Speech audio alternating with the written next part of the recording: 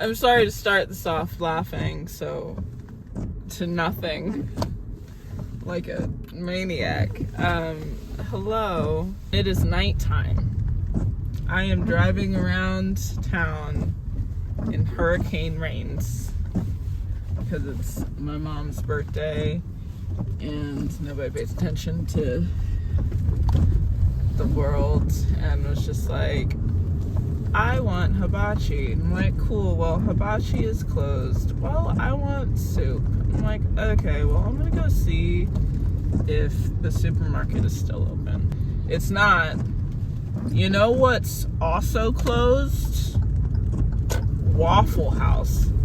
And I don't know if you know, but Waffle House being closed is a big deal. It's literally a metric for how bad storms are, because Waffle Houses do not close. They have their own disaster team to make sure that they have power and can at least work in storms under a limited menu. They are always open. They do not close. So when they do close, it's really, why am I out here? Why am I out here? Bro, this is not safe. I will be home shortly. I was headed home, and then I saw that of the 3 restaurants that sell good Asian food, Japanese, like hibachi type food and sushi, the main ones, because I used to work at one, that one's closed. The Arrival's closed. But then I was driving past and I forget that this other one exists. And it was open. There's mad cars in the parking lot. I'm like, I'm sorry, bro, what? How is this open, yo? Okay, yeah, this gas station's not even open. That's crazy. I need to go home. But my grandmother's like, go to the one gas station and get some scratch-offs. Literally just can't stop thinking about scratch-offs in a hurricane. But I do love the rain. That doesn't justify being outside in a hurricane. It doesn't. I need to go home. I'm headed home doing it. But I feel so alive in the rain.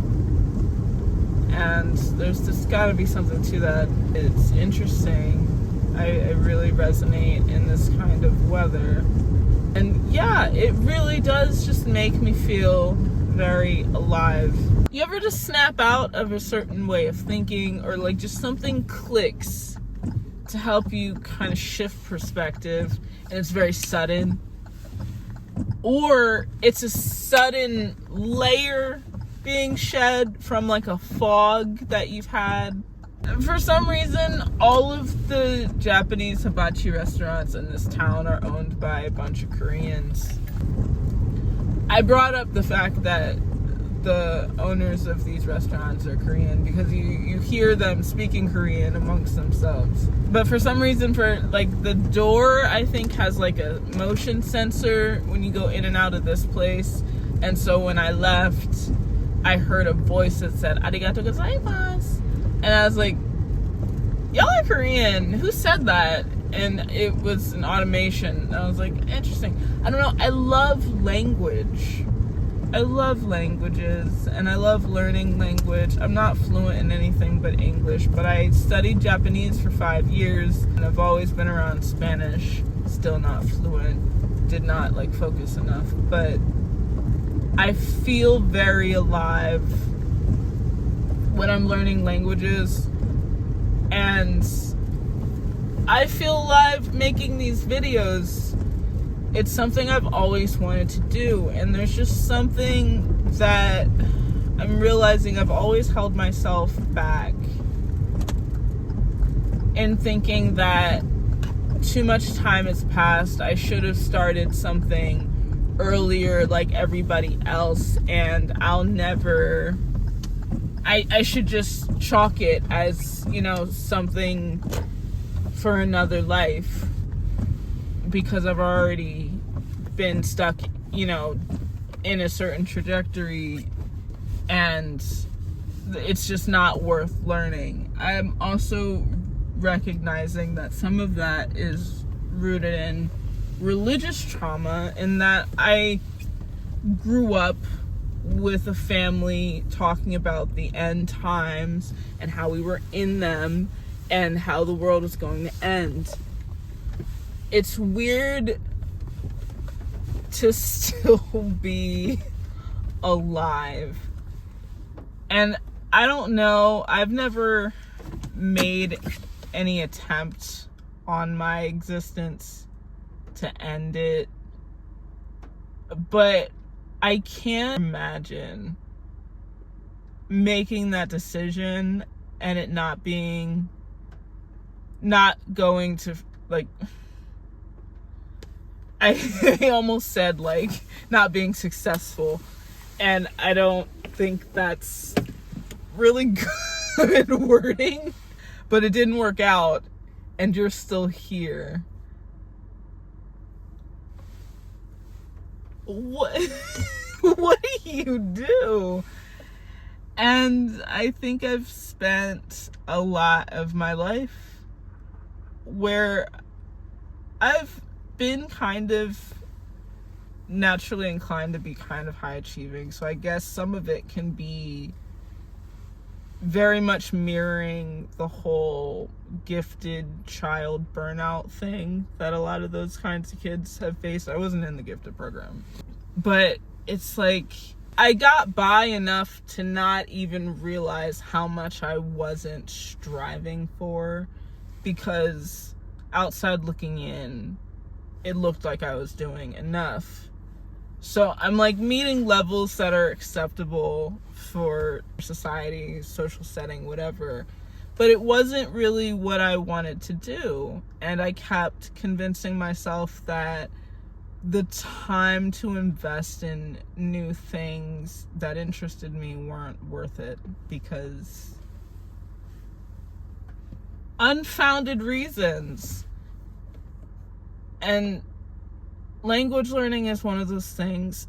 I don't know if other people can visualize themselves being fluent in a new language when they begin to learn it. I can't see myself being fluent, so I have to kind of like go through the motions, and language learning is fun to me and makes sense in my mind. Ooh, big transition, glorious daylight. It is the next day.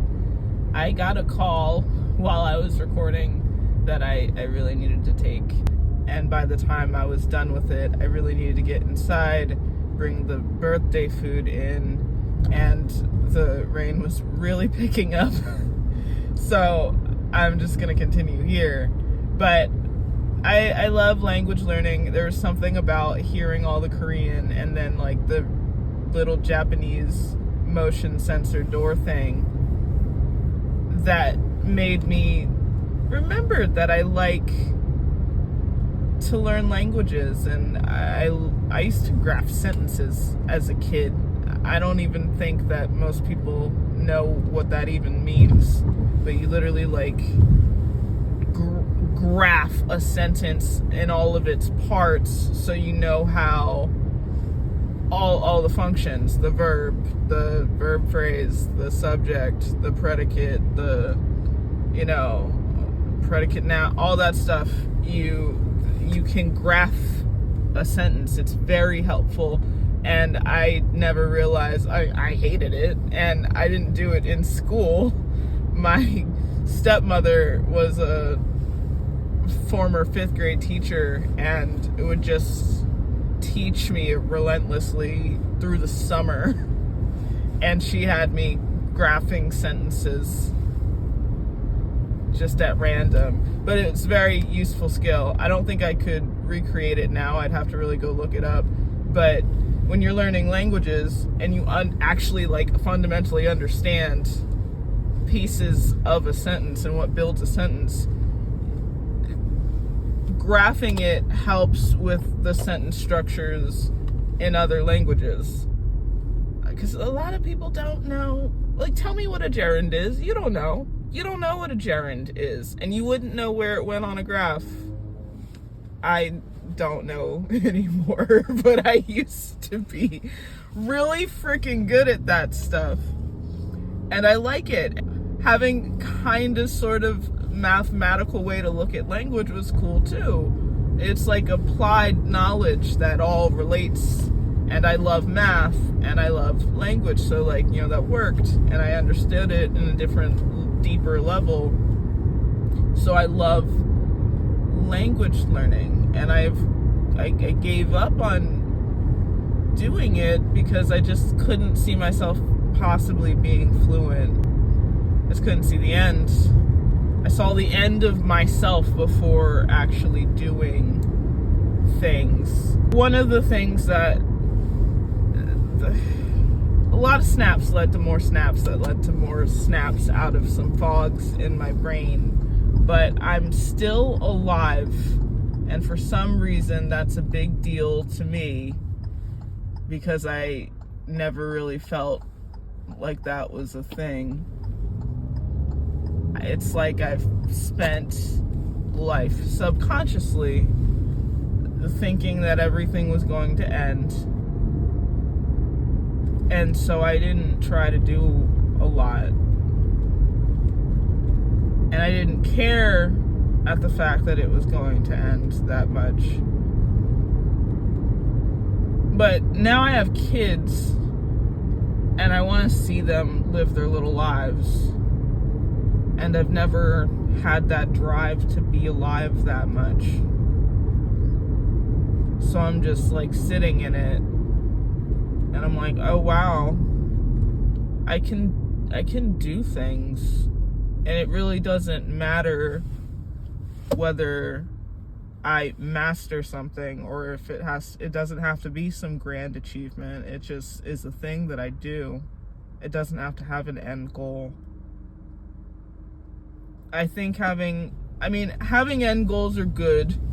I'm not saying don't have goals, but, and maybe this is, you know, case by case basis, I shouldn't have end goals. I need journey goals. I need growth goals.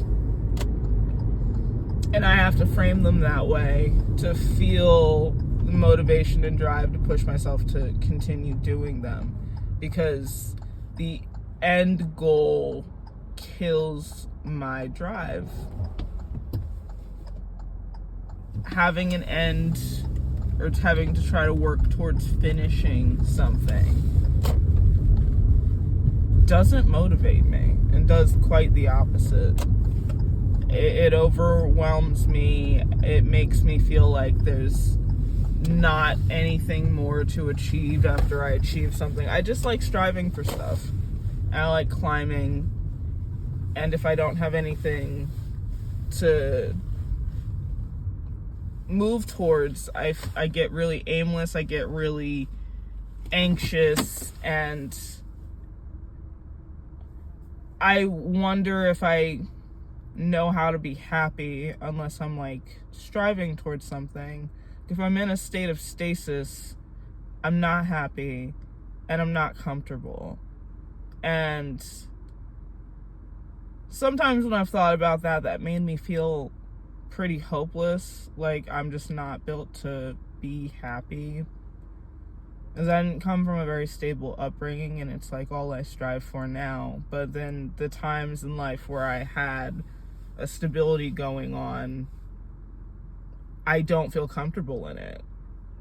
It's like I'm just built for chaos, and chaos is exhausting. So what do I do?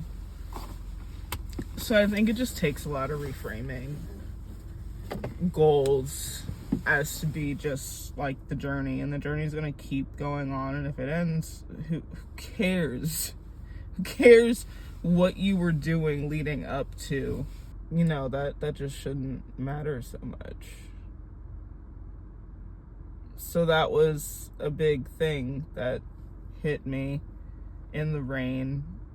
The rain almost feels like it like physically washes my brain so I can get some clarity. I love being out in the rain. Don't sit out in hurricanes. That's dumb. I was not wise last night. But it was kind of nice to come to that conclusion of like, hey, I'm alive and I'm actually kind of comfortable with it, and I should make it worth my while finally and just do stuff.